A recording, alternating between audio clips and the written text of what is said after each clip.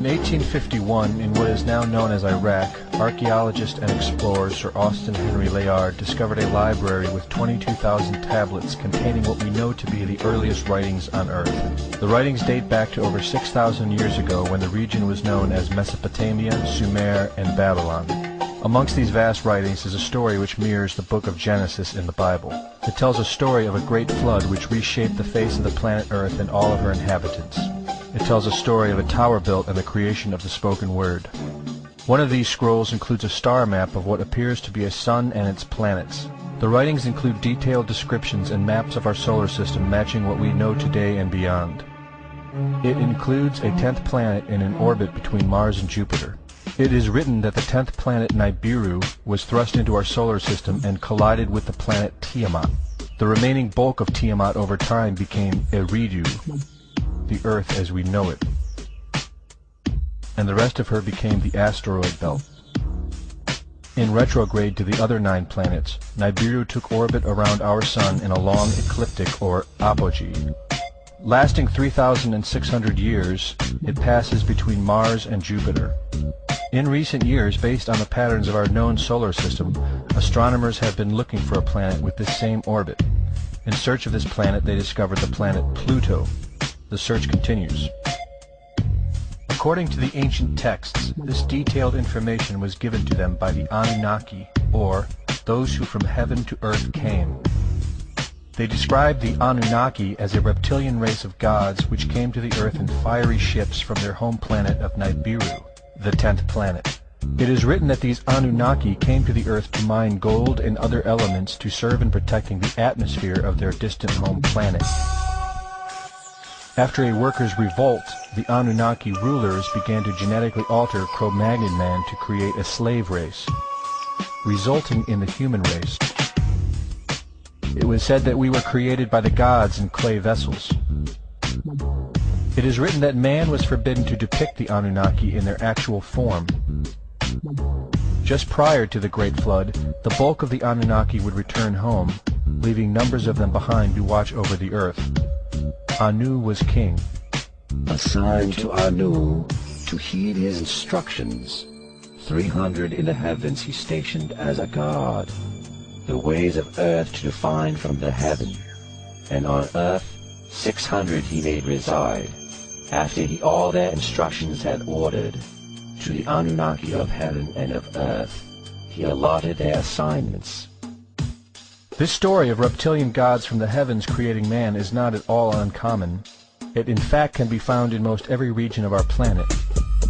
In Japan, emperors claim descent from dragon gods who came from the sky. Australian Aborigines teach of a reptilian race which lives underneath the earth and governs over men. They believe they are descendants of a race of dragon humans. China teaches the serpent queen Nukua interbred with man. India calls these reptilian gods Nagas and claim they seeded their royal families. Throughout the Middle East it is believed a serpent race created man. The book of Genesis tells of giants who came from the heavens to breed with the daughters of man. They are called the Nephilim. In Africa they call them Chitauri, children of the serpent. The royal kings of Africa claim descent from serpent gods who came from the sky. In South America, the Mayans teach that their ancestors were the people of the serpent. The Aztecs were said to be created by a serpent woman. In America, the Hopi Indians believe sky gods came to earth to breed with their women and refer to them as their snake brothers. The word Sioux means snakes, and Iroquois means serpents. It seems the only places you will not find this historical story is where the history has been methodically destroyed. The descendants of King Anu in Sumeria and Babylon can be traced throughout time. The pharaohs of Egypt were from the bloodlines of the Babylonian kings. The rulers of the Roman Empire can be traced to Egyptian hierarchy.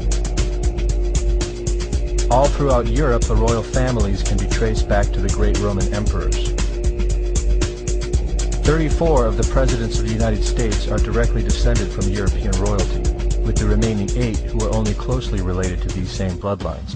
In 1934, President Franklin Roosevelt placed the Great Seal, originally created in 1782 by the Freemasons, on the dollar bill. Represented in the Great Seal is a pyramid and the all-seeing eye, known to be used by the elusive society, the Illuminati. Strung together in conspiratorial confusion are secret societies such as the Illuminati, the Freemasons, and the Bohemian Club. In 1917, National Geographic did a story on a place in Montreal, California called Bohemian Grove. The story reports a place where the world's elite, members of the Bohemian Club, retreat to in late July and conduct an ancient occult ceremony called the Cremation of Care. Every year in July, the world's leaders, media moguls, and members of the World Bank spend 2 weeks of what is known as a men-only retreat at the Grove. In the year 2000, BBC television show World of Wonder infiltrated Bohemian Grove with hidden cameras and aired the video on the BBC. The video shows the large mass of men donning red and black robes and once again conducting the Cremation of Care ceremony. The altar is at the base of a 200-foot owl, the Babylonian symbol of the god Moloch, the god of human sacrifice.